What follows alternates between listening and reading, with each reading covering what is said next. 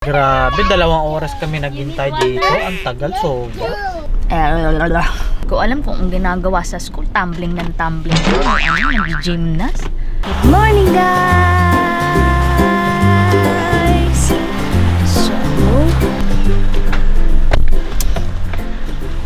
So today, we're going to work. And I'm dressed down because walang boss. Char. Clark. We're gonna be dropping him into his take care. Wait, nagsiseatbelt lang ako, guys. Baka mahuli tayo. Yun na nga, guys. Gonna be going to I'm gonna be English. Here's Clark. Hi, Clark. He said, I'm going to school na. Taglish! Mga guys. We'll see you guys later. Bye. It should have been you. Another time, another place, I just know you could have been the one who made me feel home.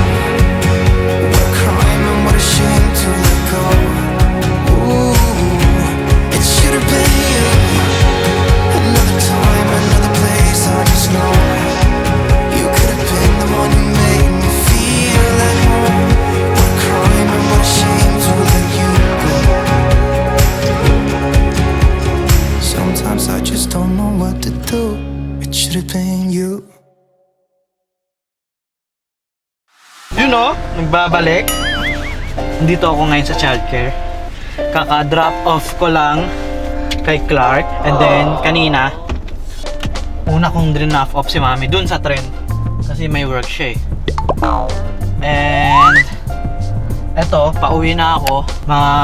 So today, work from home ako. Ay, nakalimutan ko yung salamin ko. So today, mag-work from home ako. Kasi, may pupunta ngayon sa bahay yung i-install sa amin ng aircon, yung magkakabit sa amin ng aircon, pupunta ngayon sa bahay mga alas 8 ng umaga. So half day, matagal daw gawin yung matagal daw ikabit yung aircon, mga half day, 2 to 3 hours, 4 hours maximum.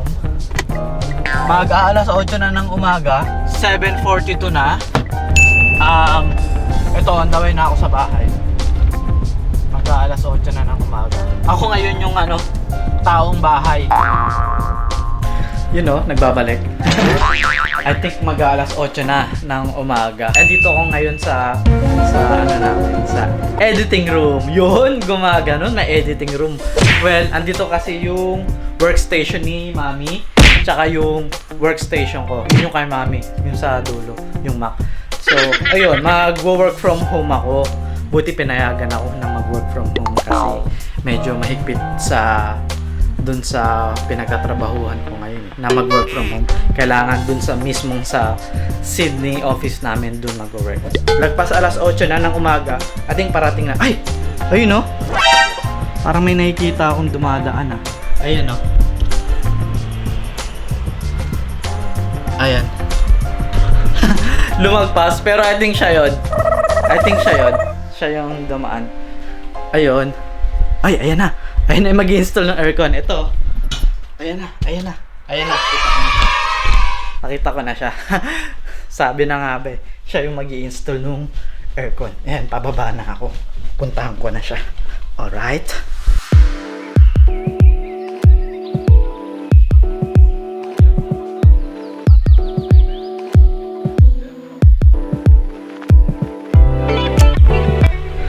So, ayun.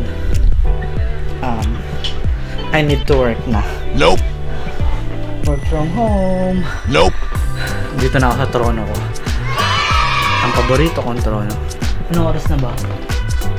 8:20 na. So, prepare ko lang. Alright. See you guys later. Balitaan ko kayo. Ayan na yung aircon. Yung split time aircon.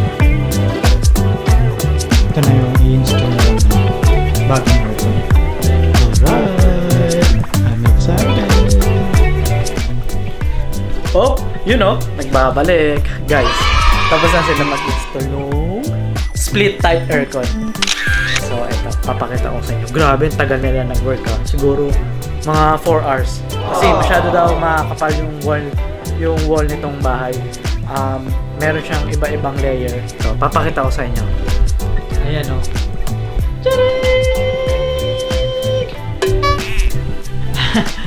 Ang galing. Nandito na sa labas yung condenser niya. Ayan.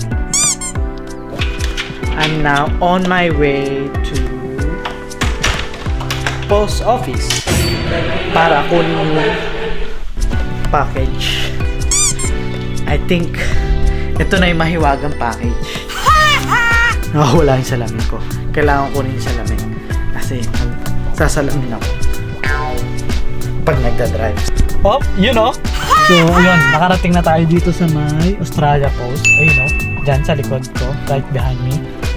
And tara, samahan nyo ako. Let's pick up our magical package. Ayan our package to pick up. Thank you.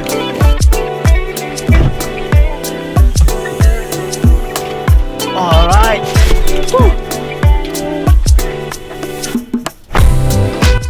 6 hours later.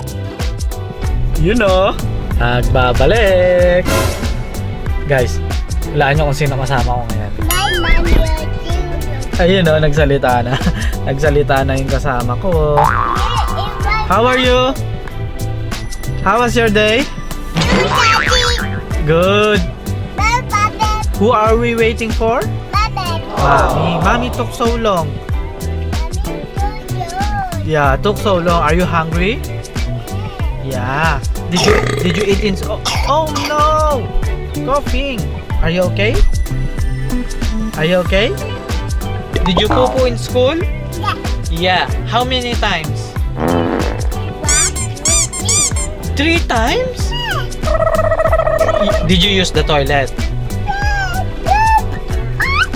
So, ayun yung mami niya. Tumatakbo-takbo pa. Nakaitim pang siya. Sobrang tagal. Grabe, 2 oras kami naghintay dito. Ang tagal to. 2 oras.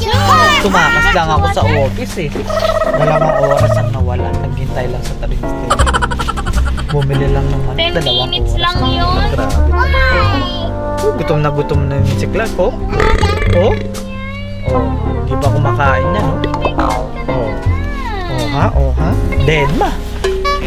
Dead. Hi guys! I'm back!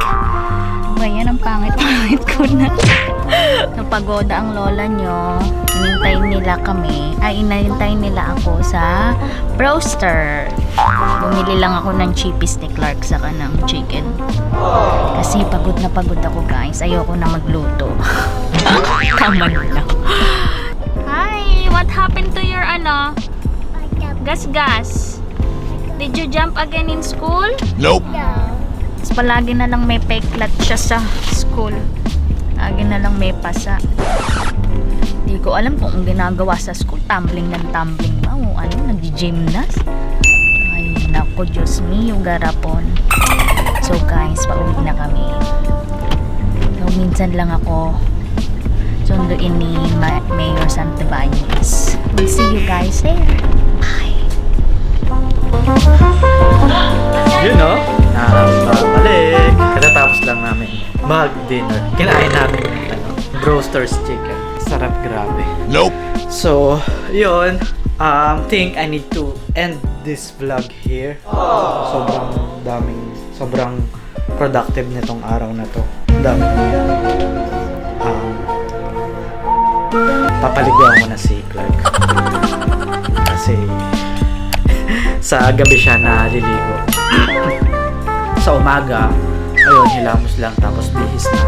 And then syempre, kaya sa gabi din siya naliligo kasi sa childcare, madudumihan lang siya. Tapos after childcare, sobrang dumi na nung mga suot niya, yung mukha niya, may mga dumi-dumi. So, ayun, kaya we've decided na sa gabi na lang siya paliguan lagi. Alright, so I'm ending this vlog here. See you guys in our next vlog. Bye!